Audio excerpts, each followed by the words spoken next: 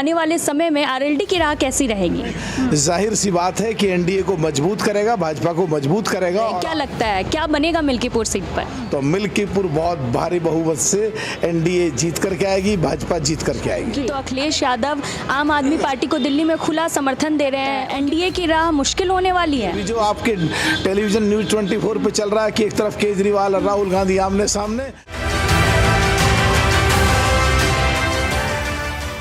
नमस्कार, news 24 digital देख रहे हैं आप। मैं हूं आपके साथ सबा शाहिद शेख। आज हमारे साथ मौजूद हैं आरएलडी के महासचिव मलूक नागर जी।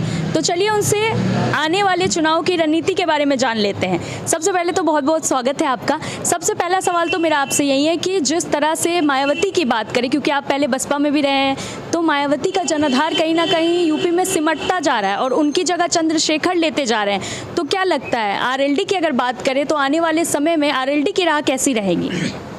देखिए, चौधरी चरण सिंह जी, जिनको किसानों के देवता, किसानों के मसीहा लोग मानते हैं, पूरे देश के किसान, और आज के दौर में माननीय प्रधानमंत्री जी ने उसको भांपा, आंका, और उन्होंने चौधरी जैन जी को अपने साथ लेकर के चौधरी चरण सिंह जी की विचारधारा को पूरे देश में फैलाने का काम कर रहे हैं, जो आने वाले समय में जाहिर सी बात है कि एनडीए को मजबूत करेगा, भाजपा को मजबूत करेगा, और आरएलडी खुद भी भाजपा का साथ लेकर के और बाकी दूसरे दलों का साथ लेकर के उस चौधरी चरण सिंह जी की विचारधारा को पूरे देश में मजबूती से नींव गाड़ करके आरएलडी और भी ज़्यादा मजबूत होगी। जी, अगर बात की जाए मिल्कीपुर उपचुनाव की, तो मिल्कीपुर उपचुनाव को कहीं ना कहीं प्रतिष्ठा का सवाल माना जा रहा है। चाहे वो इंडिया गठबंधन हो या एनडीए गठबंधन हो, दोनों ही दल इसे प्रतिष्ठा का सवाल मान रहे हैं। क्या लगता है क्या बनेगा मिल्कीपुर सीट पर?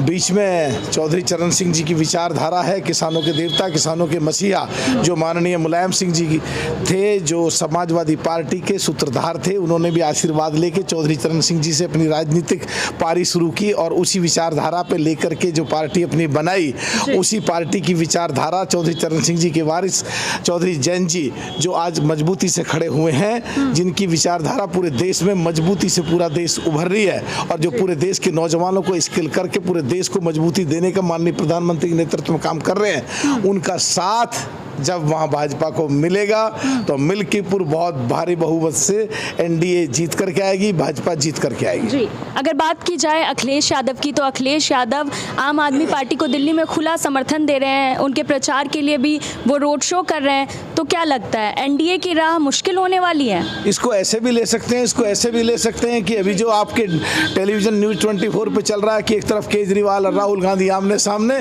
तो इसको ऐसे कह सकते हैं कि राहुल गांधी और अखिलेश दिल्ली में आमने सामने, और राहुल गांधी जी की मजबूरी है कि यूपी में अखिलेश जी के साथ और दिल्ली में अखिलेश जी राहुल गांधी के सामने। जी, मेरा आखिरी सवाल आपसे यही, अगर किसानों की बात करें तो कहीं ना कहीं किसानों का ये मानना है कि पहले जब आप लोग विपक्ष में थे तब किसानों के मुद्दे को जोर शोर से उठाते थे, और अब कहीं ना कहीं वो आवाज़ दबती जा रही है आपके नेता जयंत चौधरी की। देखिए, मैं आपके चैनल के माध्यम से दर्शकों को एक बात बताना चाहता हूँ। दो राजनीति होती है, एक पक्ष एक विपक्ष।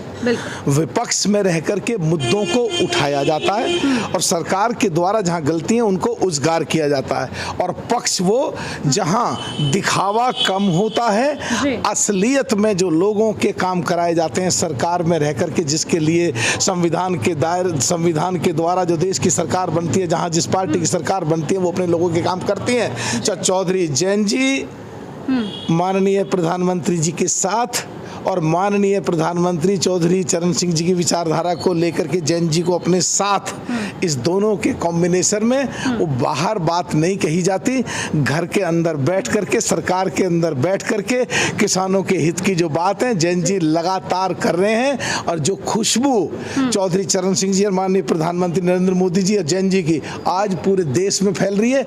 और अभी जो पिछले दिनों जो समिट हुआ स्विट्जरलैंड में, उसमें जो माननीय प्रधानमंत्री जी ने जैन जी को जो विदेश में भेजा, और वहां जाके जो जैन जी ने अंग्रेजी में अपनी बात दे करके पूरे वर्ल्ड के लीडर्स को अपनी तरफ अट्रैक्ट करा, ये पूरी तरह इसका असर पूरे देश में फैल रहा है, जो आने वाले समय में एनडीए को मजबूती देगा, माननीय प्रधानमंत्री नरेंद्र मोदी जी को, भाजपा को मजबूती देगा।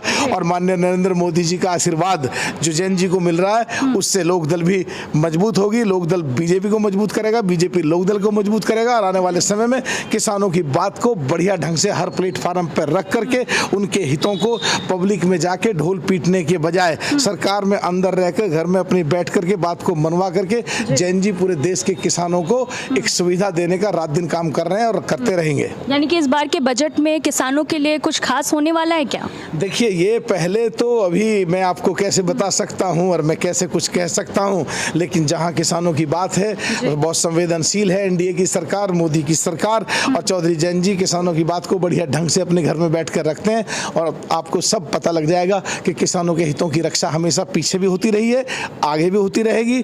और जो कभी पिछले दिनों आज़ादी से पिछले 1947 के बाद जो किसानों को उस तरह की सुविधाएं, जो उनके अकाउंटों में पैसे भेजने और नई नई फसल और नई नई बीज और नई नई खेती, नए नए फूल, नए नए सब्जियों का जो आविष्कार होकर के जो किसानों को मजबूती मिल रही है, वो बजट में भी दिखाई देगा। बिल्कुल, बहुत बहुत शुक्रिया आपका हमारे साथ जुड़ने के लिए। Thank you very much. दरअसल आरएलडी महासचिव मलूक नागर का कहना है कि अगर बात की जाए आरएलडी की, तो आरएलडी की तैयारी ज़ोरों शोरों से चल रही है। और बात की जाए इंडिया गठबंधन और एनडीए गठबंधन की, तो उनका कहना है कि एनडीए गठबंधन की तैयारी ज़ोरों पर है। तो आने वाले समय में कौन किसको मात देगा, ये देखने वाली बात होगी। फिलहाल के लिए इतना ही। देखते रहिए न्यूज़ 24 यूपी उत्तराखंड।